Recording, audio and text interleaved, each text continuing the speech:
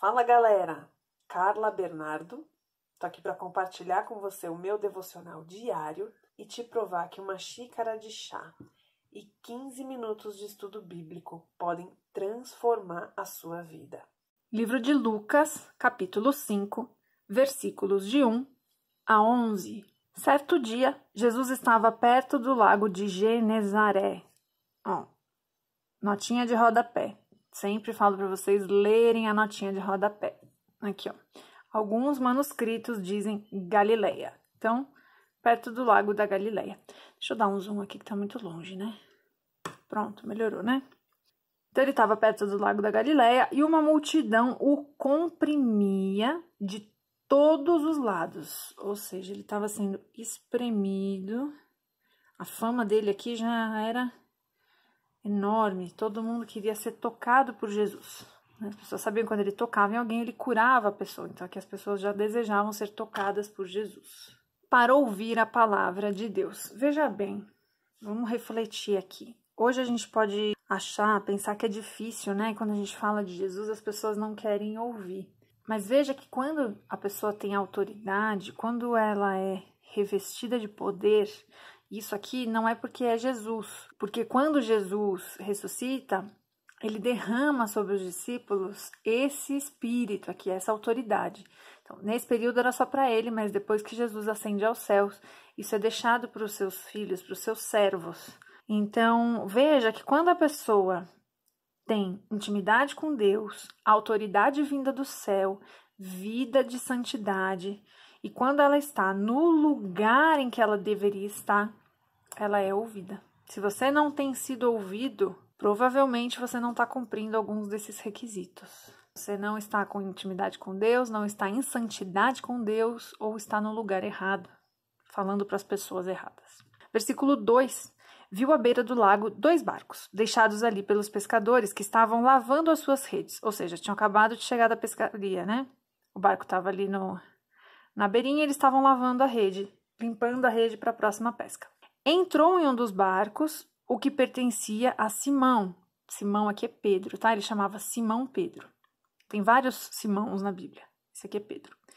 E pediu-lhe que o afastasse um pouco da praia. Então sentou-se e do barco ensinava o povo. Eu já vi algumas pregações que dizem o seguinte, que tem um vento que vem do lago para a praia.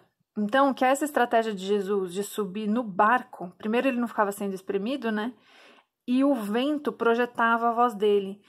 Então, alguns estudiosos dizem que quando ele faz isso, de falar de dentro da água, essa projeção da voz dele pelo vento funciona mais ou menos como um microfone. Então, facilita que as pessoas escutem, que alcancem mais pessoas do que ele perto gritando.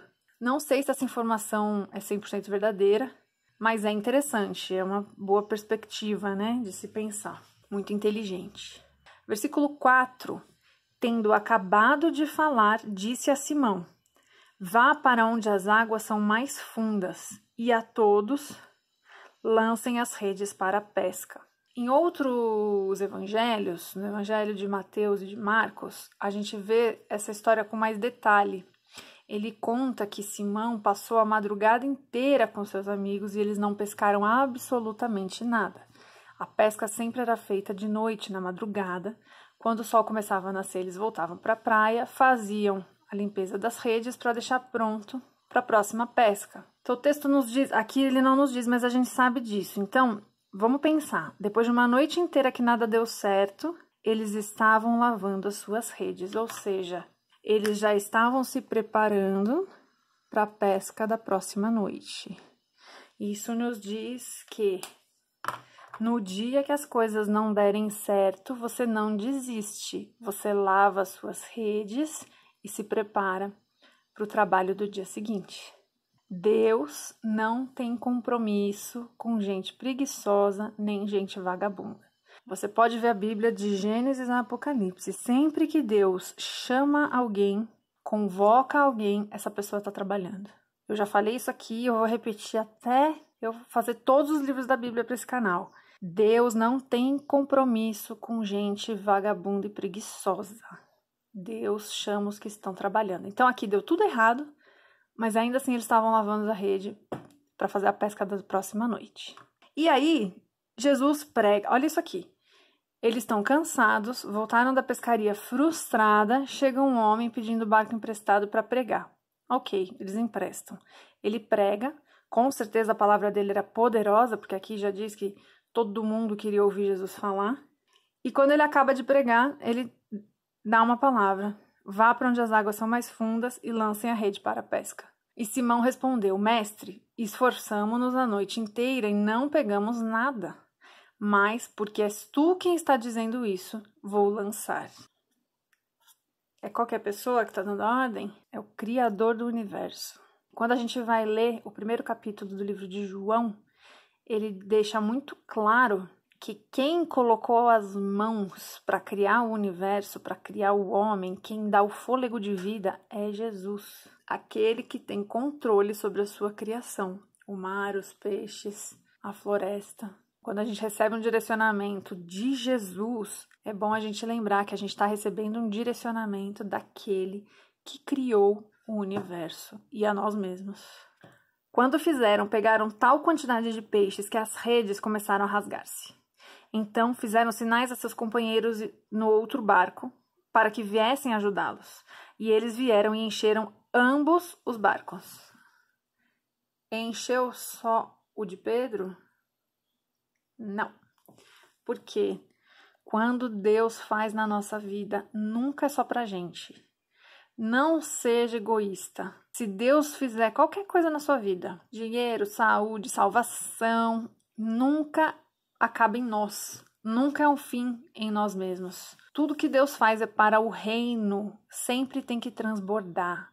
Se você está recebendo muita coisa que você está dizendo que é de Deus e você não está compartilhando, isso não está fazendo bem para quem está perto de você, isso não vem de Deus. Quando vem de Deus, tem que transbordar. Começaram a afundar. Era tanto peixe que o barco estava afundando. Quando Simão Pedro viu isso, prostrou-se aos pés de Jesus e disse, afasta-te de mim, Senhor, porque sou um homem pecador. Aqui ele teve a certeza de quem era Jesus. E aí ele reconhece quem é Jesus. E note, é interessante isso aqui. Sempre que a gente vai ver alguém na Bíblia que tem um encontro com Deus, o primeiro sentimento da pessoa é o constrangimento.